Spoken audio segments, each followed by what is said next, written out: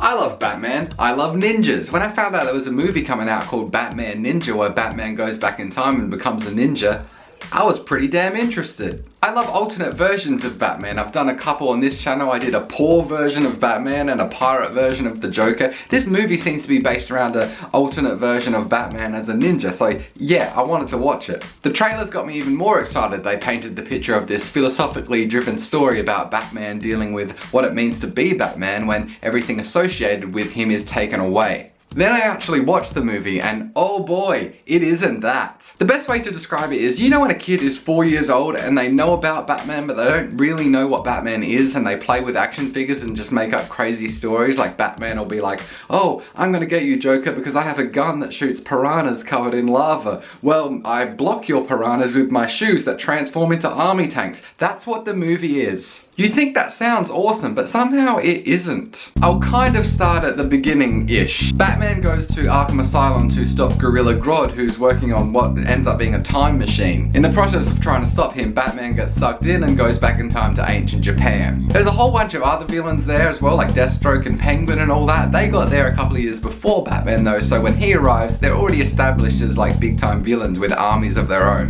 Now Batman is immediately attacked by the Joker's army because the Joker said, hey, if Batman shows up, can you kill him please? He gets away from them and he goes to do some investigating. He sees that the Joker has started the Industrial Revolution kind of early. But why? What is he building? Anyway, Batman meets up with Catwoman and Alfred. They give him the Batmobile. Batman takes the Batmobile to attack Joker, and that's when we learn he used the Industrial Revolution stuff to build a giant Gundam style freaking Megazord Japanese house. What the fucking hell? So you went back in time, invented the Industrial Revolution early to build something that doesn't even exist in the time you came from in the future?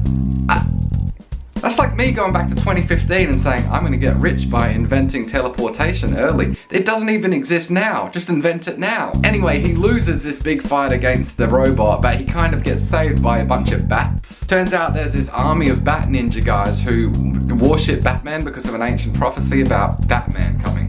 Which was lucky, I guess. He also meets Nightwing and Robin and all that, who also got sucked back in time, and they're wearing cool era-appropriate clothing. Here's the thing about the clothing in the whole Batman Ninja movie. I guess it kind of makes sense for the good guys to wear era-appropriate clothing, because they don't want to kind of screw around with the timeline that much. Even though Batman was happy to drive his Batmobile straight down the city of a freaking ancient Japanese town, I guess he doesn't care that much about the timeline. Anyway, what doesn't make as much sense is why the villains wear ancient Japanese clothing. Why does Deathstroke wear like era-appropriate army helmets and stuff? Because all the bad guys have their own robot house thing that they live in. They've all built one. So they obviously don't care about freaking out ancient Japanese people with technology. They got freaking Megazords. But they also carry around like katanas and stuff like that. Just build freaking machine guns. You just built a robot the size of a building. So they're happy to smash up the countryside in these huge robots, but they kind of draw the line at not wearing era-appropriate pants. Anyway, the rest of the movie is basically just Batman trying to defeat all these giant robot things. At one point they fight the giant robots by playing a flute, and a bunch of monkeys just climb on top of each other and form a giant monkey. And it's kind of a robot, but it kind of isn't. It zooms in and it's just a bunch of monkeys hugging. And then a bunch of bats land on the monkeys and it turns into the giant Batman. Remember how at the start I said this movie is just a 4-year-old playing with action figures? Am I right? Oh, I will defeat you because my monkeys form a giant monkey robot. Well, the bats land on the monkey and they turn your monkey robot into Batman robot. So anyway, Batman is like in the hand of this giant Batman made of bats.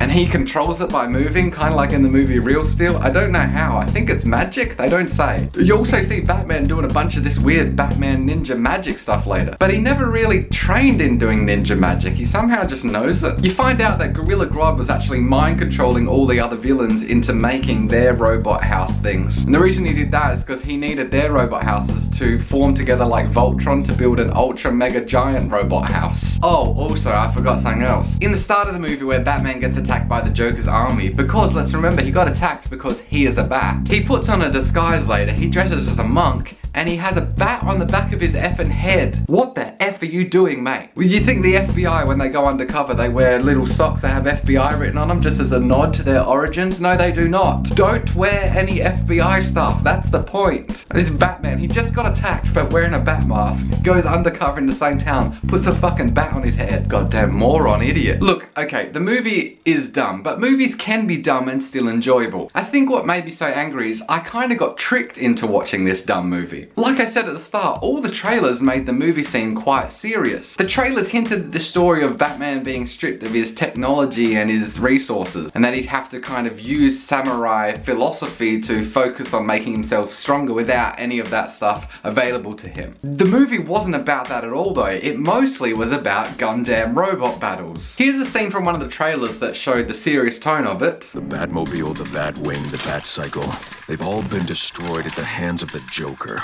But I have my mind, my spirit, and all of you. In contrast to that, here's a scene from the movie where a rap song plays while a bunch of ancient robots form together to make a giant Megazord Japanese robot.